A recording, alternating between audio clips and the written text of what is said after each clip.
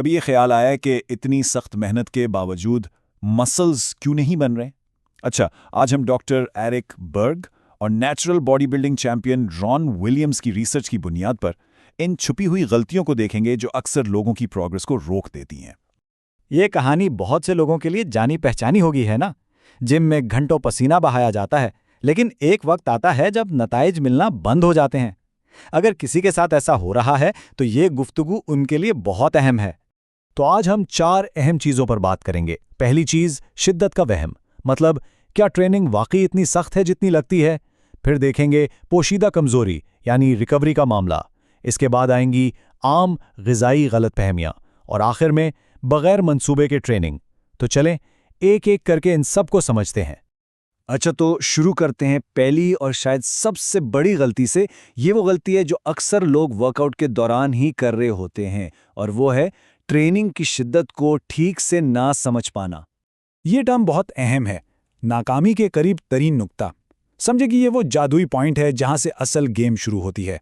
ये सिर्फ वेट उठाने की बात नहीं, ये वो आखिरी मुश्किल तरीन कोशिश है जो मसल्स को सिग्नल भेजती है कि भाई अब बढ़ने का वक्त है। देखें, आमतौर पर क्या होता है, अक्सर लोग 10 रेप्स करके रुक जाते हैं। बस जैसे ही थोड़ा मुश्किल लगना शुरू हुआ, सेट खत्म। लेकिन असल ग्रोथ तो उन आखिरी 2-3 रेप्स में छुपी होती है। जी हाँ, वही रेप्स जिन्हें करते हुए लगता है कि बस अब नहीं होगा, वही असल में मसल बनाने की चाबियां हैं। तो सवाल यह है कि इस इंटेंसिटी तक पहुंचा कैसे जाए। इसके लिए एक जबरदस्त टेक्निक है जिसे रेस्ट पॉज सेट कहते हैं। तरीका यह है कि जब लगे कि बस अब एक और रेप नहीं लग सकता, तो वहीं रुककर सिर्फ 10 से 15 सेकंड का सांस लें और फिर दोबारा कोशिश करें। लोग हैरान रह जाते हैं कि जिस्म में अभी भी कितनी जान बाकी थी। यही वो एक्स्ट्रा तनाव है जो मसल्स को ग्रो करने पर मजबूर करता है। चलें अब जिम से बाहर आते हैं और उस चीज की बात करते हैं जिसे अक्सर लोग बिल्कुल ही नजरअंदाज कर देते हैं, और वो है रिकवरी। ये एक ऐसी छुपी हुई कमजोरी है जो जिम में की गई सारी मेहनत पर पानी फेर सकती है।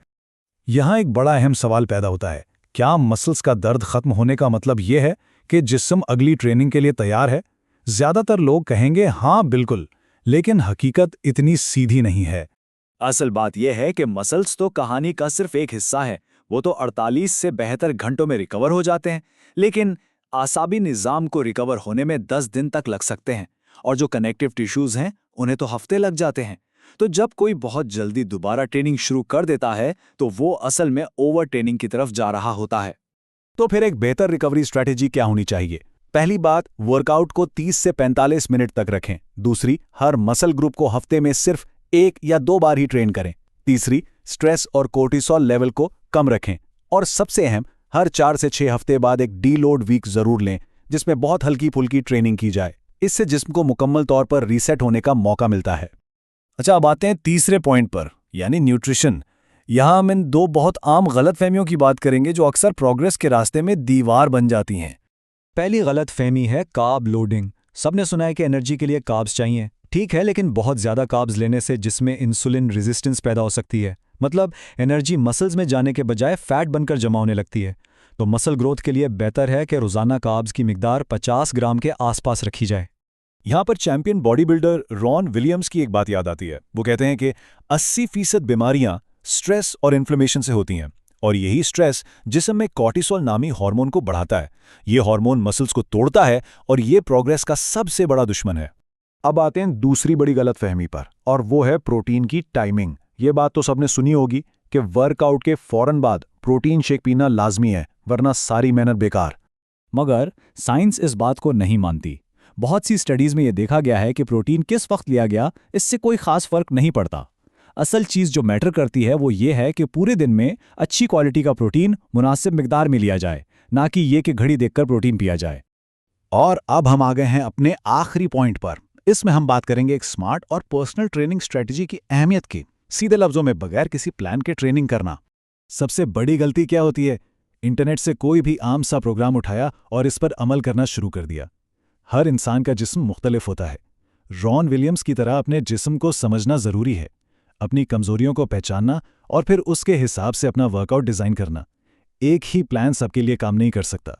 तो फिर एक चैंपियन की अप्रोच क्या होती है? पहली चीज, ऐसी खुराक जो न्यूट्रिएंट्स से भरपूर हो। दूसरी, प्रोटीन की क्वालिटी पर फोकस करना, सिर्फ मिकदार पर नहीं। और तीसरी, इस बात को यकीनी बनाना कि मैग्नीशियम, जिंक और पोटेशियम जैसे ज़रूरी मिनरल्स पूरे हो रहे हैं, क्योंकि ये मसल बनाने और परफॉर्मेंस के लिए बेहद ज़रूरी हैं। तो आखिर में ये एक सवाल सोचने के लिए है, क्या कहीं ऐसा तो नहीं कि आपकी रिकवरी ही आपके वर्कआउट को खराब कर रही है? ये बात याद रखने वाली है कि मसल्स जिम में टूटते हैं, लेकिन बनते जिम से बाहर हैं, आराम और अच्छी खुराक से। इसलिए अपनी पूरी स्ट्रैटेजी को दोबारा देखने की ज़रूरत है, क्योंकि असल चैंपियन सिर्फ जिम के अंदर नहीं बल्कि बाहर भी बनते हैं।